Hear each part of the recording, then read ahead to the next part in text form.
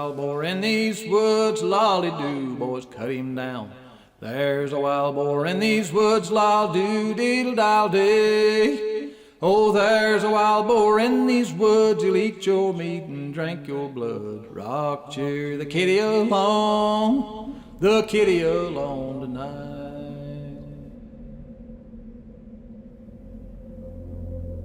When I was 10 years old, my dad bought 60 acres on the roof of Georgia.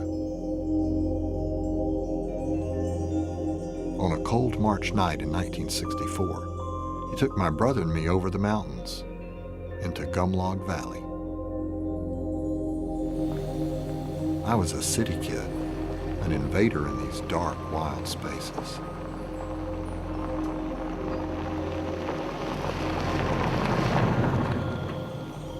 I wondered if the hill folk were watching us. Dad said there was a woman old as the mountains living on the other side of Gumlog Creek.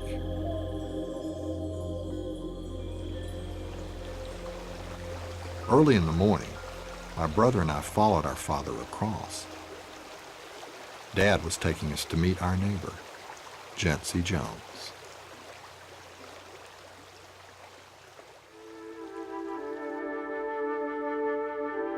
The footlog was Miz Jones' only passage to the outside world. She crossed it only to get things she couldn't make, or grow, or shoot. Miz Jones pulled her life from the mountain as her people had done for 200 years. She split her own firewood, carried her own spring water. She lived alone in a tin-roof house with a front porch where she could watch what was happening in the woods. My father was one of the few who dared go on Miz Jones' place. She offered to shoot anybody who approached the clearing. But Dad had crossed her footlog and entered her world, and somehow made himself welcome in it.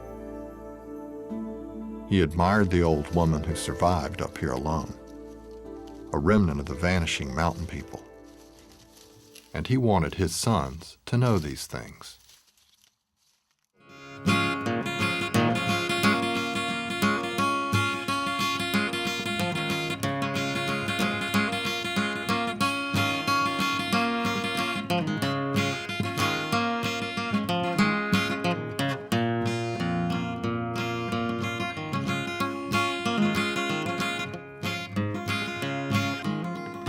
Are you weeping for your gold?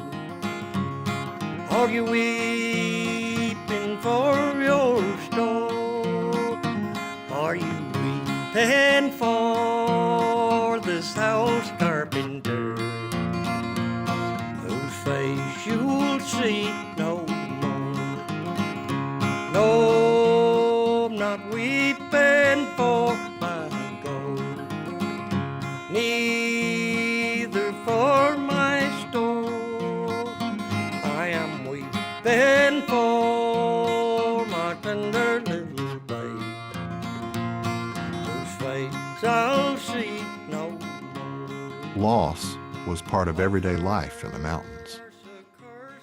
But Gencie Jones knew more tragedy than most. Sanford, her firstborn son, served in PT boats in World War II. After the war, he was killed in a car wreck. Her husband Trannis survived trench warfare in World War I and died just a mile from his house when a sawmill boiler exploded. Buck, her youngest son, was with his father that day. The boy was tossed 50 feet in the air, scalded with boiling water. He was 6 years old.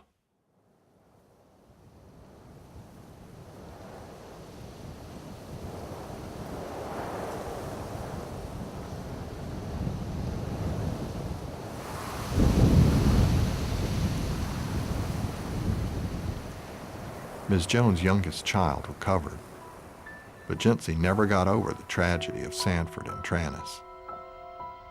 She struggled with mental illness the rest of her life.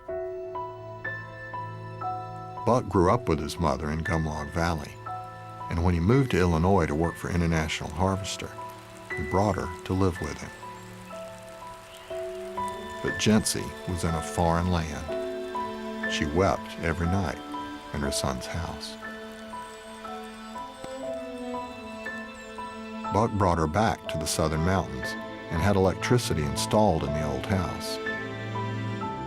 But the house caught fire, and Miz Jones accused the electrician of trying to burn her out.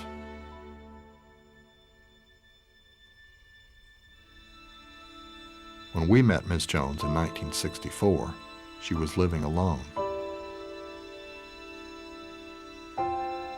Other folks in Gumlog warned my father, "Don't go near her place. She's unpredictable as a wild boar. She's liable to shoot you on sight." But Dad was a World War II vet himself. The threat of a few rifle bullets was not going to keep him from making the acquaintance of an intriguing lady.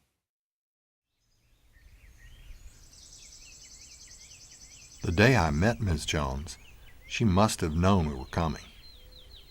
She'd been over the footlog and walked to the general store. She gave us fresh donuts and ginger ale that burned all the way down your throat.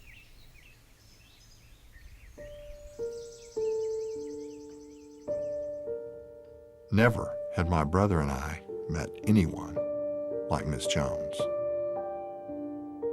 She had long gray hair, carefully plaited and wound around her head. Her face was shy and somber and eager. Her eyes held peacefulness and pain. I wondered if she felt afraid up here, all by herself in the middle of the night.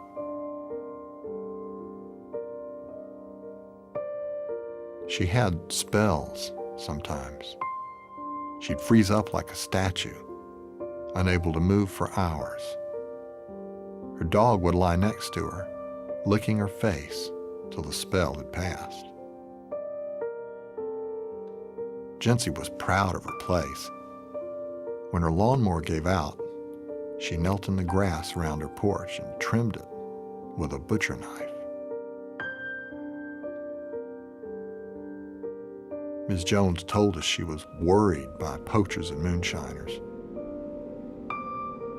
They tried to intimidate her, especially after dark. Her rifle was always loaded. Miz Jones said a painter came right up in her yard one night. She walked out on the porch and shot him between the eyes.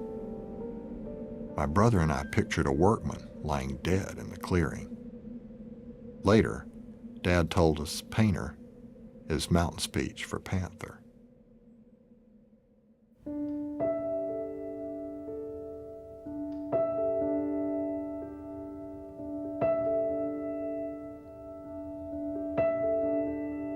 Darkness comes suddenly in the highlands. The sun drops behind the hills and drains the color out of the world. Trees turn to silhouettes. Shadows come to life. One night, my brother and I wandered into a grove behind our cabin. A half moon hovered over the branches as we moved through the dark woods. Suddenly, far up the hillside, we saw an unearthly light.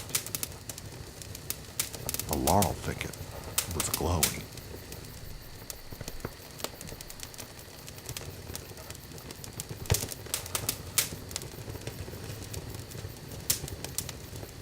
We stood there, frozen in the warm night. Was it foxfire, phantasm, or something worse? The midnight men who bedeviled Miz Jones.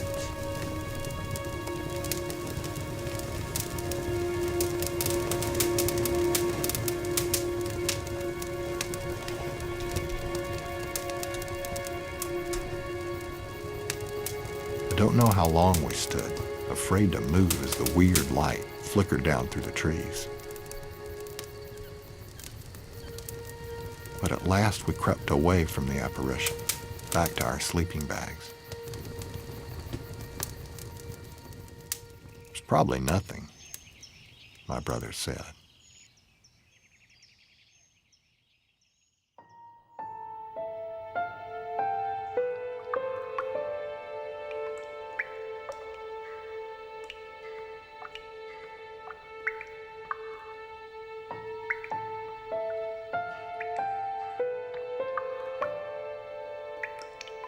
Gumlog Valley was invaded in the 1830s by men searching for gold. Picks, shovels, and dynamite penetrated the virgin hills. Miners and loggers denuded our mountain. They gouged out holes to get air to the tunnels below. When the men left, the shafts remained, and the mines nurtured generations of bats. 140 years later, my father found one of the tunnels under our mountain. It opened just over Miz Jones' side of the property line. He dug out the entrance and took my brother and me into the bowels of the mountain.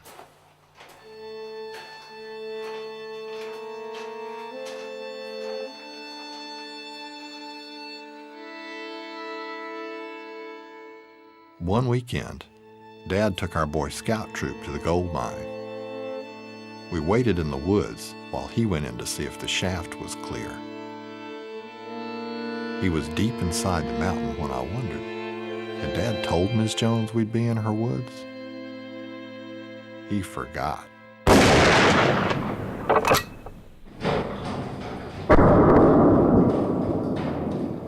Boy Scouts scattered through the woods like buckshot. Far down the hill, a woman stood at the edge of the clearing. Her iron-colored hair was unbound, falling over the shoulders that held the gun. Dad emerged from the mine like a troll rising out of the ground. Miz Jones didn't know him. Her voice pierced the woods like a wildcat scream, ordering him off her land. We watched him walk down the hill, arms in the air like a captured soldier. He disappeared into the clearing around her cabin. An hour later, 15 boys sat on Miz Jones' porch eating stale donuts, hard and sweet as rock candy.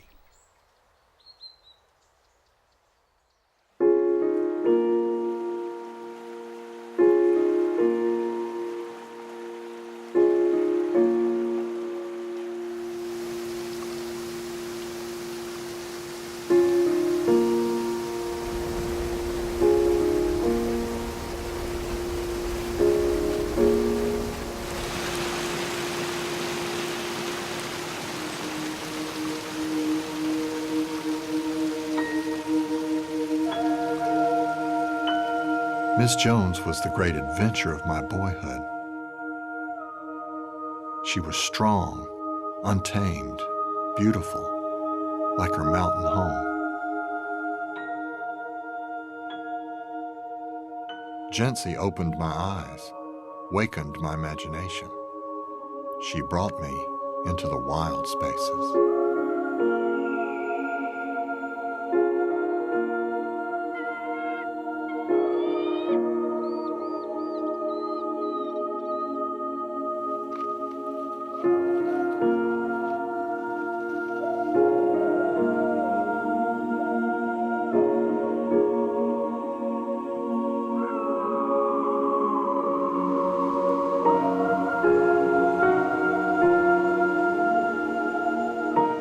I encountered the invisible force we hide from in cities.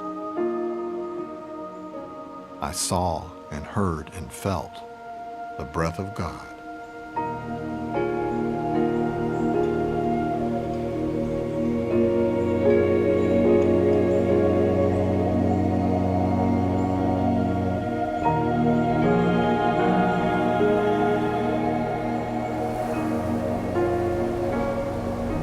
Autumn moved through the mountains like a storm on the ocean.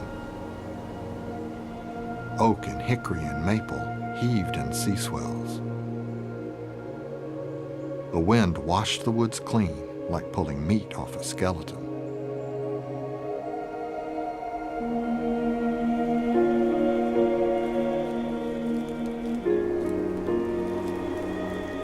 I watched as the mountain's blood congealed and its voices fell silent. But I knew Gencie's world was not dead, only resting.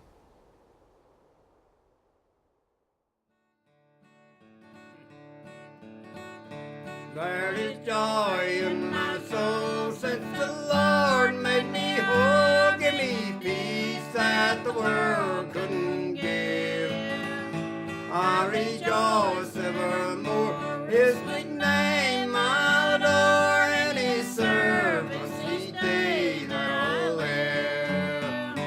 With the glory, wondrous glory over me, like the sea goes roll, and the glad bells, mighty loud bells, keep a song ringing out in my soul. Gencie Jones, like all the mountain folk at Gumlog, had a powerfully grounded faith in God. Generations of living and dying on the land brought them close to the earth and closer to heaven. Inheritors of the creed of their isolated ancestors, they saw themselves as a faithful remnant. The roots of their worship went back hundreds of years. Early one Sunday morning, my brother and I boarded a time machine in the back pew of Gencie's church.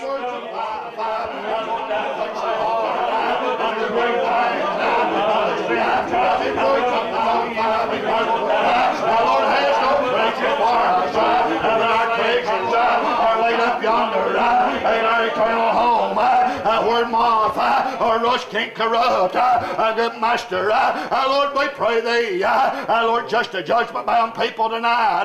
A sacrifice has done been given. It took the very best of heaven, the blood of the only begotten Son of God, to make an atonement for my sins and for your sins. At 48 years, this place of worship has stood here. I tell you, it took three things to keep this place established upon that of the doctrine and the discipline and the principles of God's holy word. When God's people has turned away from the old landmark, there was a price to pay. Yeah, every time. Amen.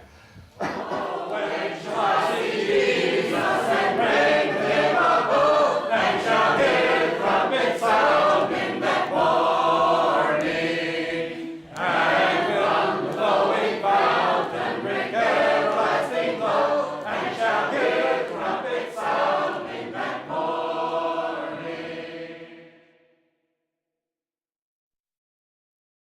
When Gencie Jones' kindred left the Scottish Highlands for the New World, they entered a wilderness older than the Alps and the Andes, the Rockies, and the Himalayas.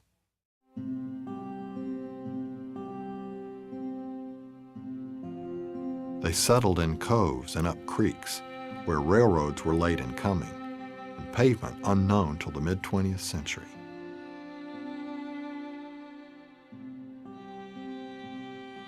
When I met Miz Jones, her speech carried words and accents from the time of Shakespeare, even Chaucer. She spoke and sang in a minor key, like her Celtic ancestors. She prized independence above all earthly things. To people she trusted, she was kind and neighborly, but she'd not be beholden to anyone. I thought it strange for an old woman to be living up here all alone. But Miz Jones lived in the flow of heredity and tradition.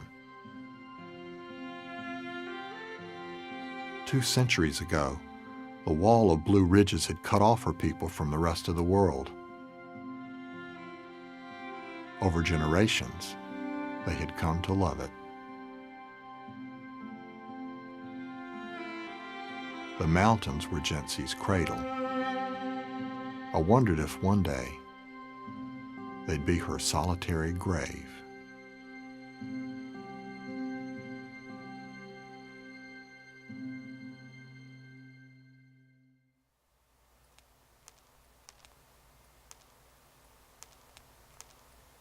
In the winter of my 18th year, I went to Gumlog Valley by myself for the first time in my life.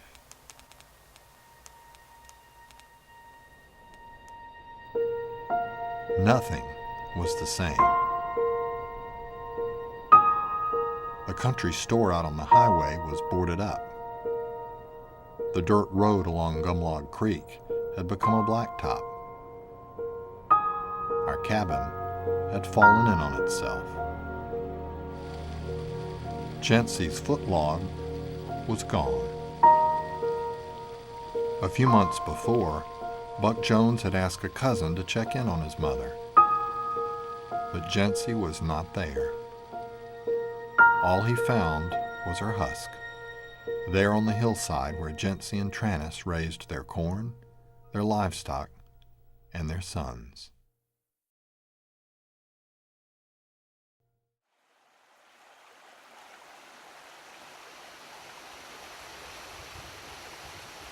I didn't know any of this as I forded the stream to get back to my car. But the water was still fresh as liquid snow.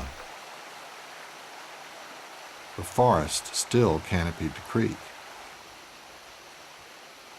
And I knew Gencie was not dead, only resting.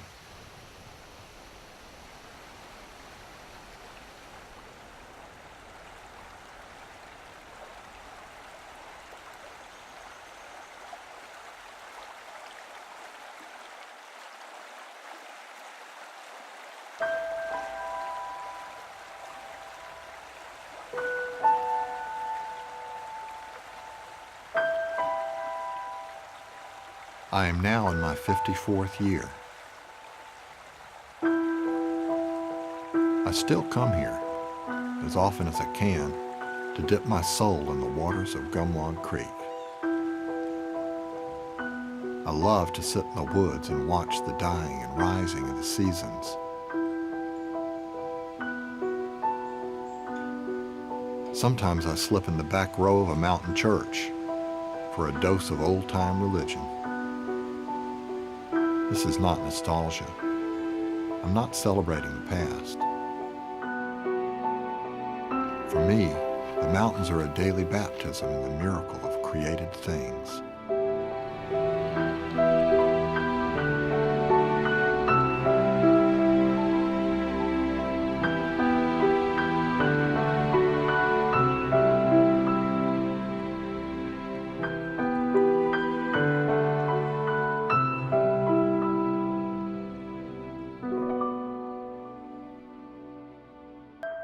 The panthers are gone now. Many of the old-time hill folk have scattered or disappeared. Growth has brought prosperity Miz Jones would not have dreamed of. I've become steward of 60 acres of God's landscape, a dream my father had back in 1964. And I love this land.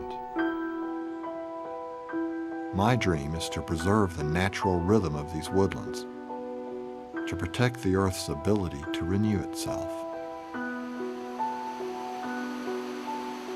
It's a truth I learned when my life was touched by the life of Gencie Jones. It's as fresh in me now as it was when I was 10. It will stay with me as I grow old. I could never form my memory of Gencie into words. Who can express the insight of childhood, the unbound imagining, the visions of eternity we bring with us to the earth? But if I could put remembering Miz Jones into words, I would want my children to read such a book.